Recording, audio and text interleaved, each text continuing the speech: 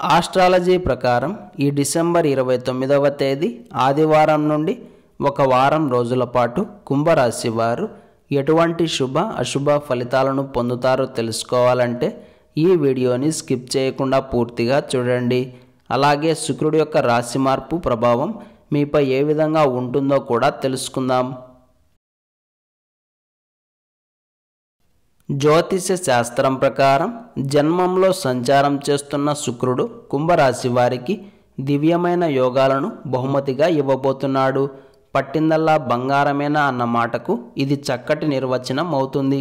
ఈ ఒక్క వారం మాత్రమే కాకుండా దాదాపుగా ఒక నెల కాలం పాటు ఈ శుక్రుడి యొక్క అనుగ్రహం మీపై మెండుగా ఉంటుంది.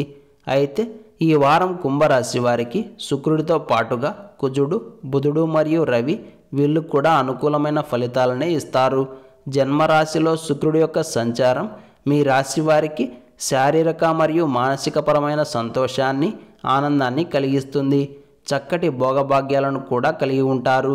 అంటే నూతన వస్త్రాభరణాలను కొనుగోలు చేయడం, ఇంటికి కావాల్సిన విలువైన వస్తువులను కొనుగోలు చేయడం, విరివిగా శుభకార్యాల్లో పాలు పంచుకోవడం, బహుమతులను ఇచ్చిపుచ్చుకోవడం లాంటివి చేస్తారు.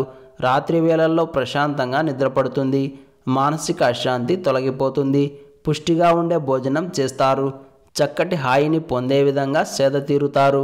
ఎవరైనా సరే కీలకమైన పదవుల కోసం ప్రయత్నాలు చేస్తుంటే అలాంటి వారికి ఈ సమయం మెరుగైన శుభాలను కలుగజేస్తుంది. వృత్తి, ఉద్యోగ మరియు వ్యాపారపరమైన మార్పులకు మరియు చేర్పులకు యోగదాయకమైన కాలం అవుతుంది. నిరుద్యోగులు వచ్చే అవకాశాలను తప్పకుండా అందిపుచ్చుకోవడం మంచిది. గృహోపకరణాలను కొనుగోలు చేస్తారు. కొన్ని విలాసవంతమైన వస్తువులను, పెర్ఫ్యూమ్స్ లాంటి వాటిని కొంటారు. ఆర్థికపరమైన స్థితిగతులు కొంతవరకు మెరుగుపడతాయి. నిజంగా చెప్పాలంటే ఈ వారం మొత్తం సంపూర్ణమైన అద్భుత ఫలితాలను పొందే రాశి ఏదైనా ఉంటే అది మీ రాశినే అవుతుంది.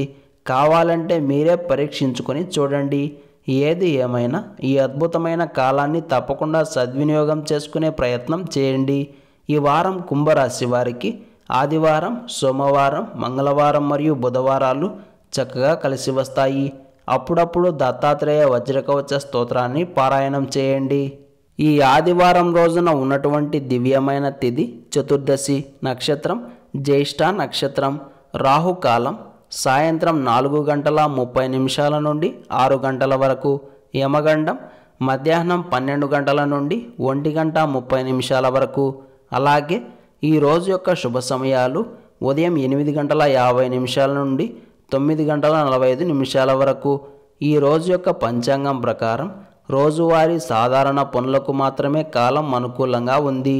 ఈ రోజంతా శుభప్రదంగా సాగడానికి, అన్ని పనులు సక్రమంగా పూర్తి కావడానికి మరియు విజయం పొందడానికి ఈరోజు ఉదయం సూర్య భగవానుడికి నమస్కారం చేయాలి. అలాగే ఆర్ఘ్య ప్రదానం చేయాలి.